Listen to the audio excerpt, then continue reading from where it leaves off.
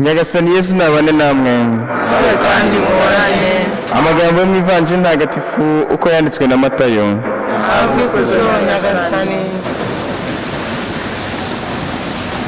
Muri icyo gihe Yesu aravuga ati nimwiyimbire bigisha amategeko n'abafarisayo b'indyarya, nimutesha abantu irembo ry'ingoma y'ijuru.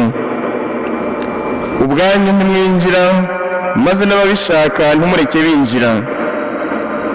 Nimwiyimbire bigisha amategeko n'abafarisayo b'indyarya, nimubungera mu nyanja no mu bihugu kugira ngo mugire uwo muhindura, kandi mwamubona mukamugira uwo kujugunywa mu nyenga y'umuriro. Bitambutse ibyanyu inshuro ebyiri. Nimwiyimbire bayobozi muhumye, muvuga ngo iyo umuntu arahije ingoro y'Imana ntacyo bitwaye, ariko yarahiza zahabu y'ingoro akaba akomeje. Mwabasazi mwe n'impumyi, ikiruta ikindi ni ikihe?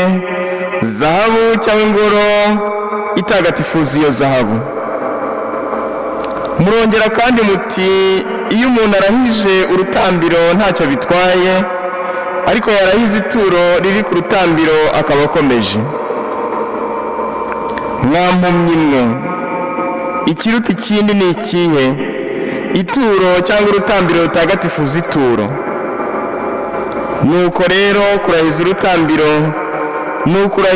n'ukurahiza n'ibiruriho byose, kurahiza ingoro n'ukurahiza n'uyituyemo, kurahiza ijuru n'ukurahiza intebe y'Imana n'uyicayeho. Iyo ni Ivanjili ntagatifu. Asingizwa Kristo.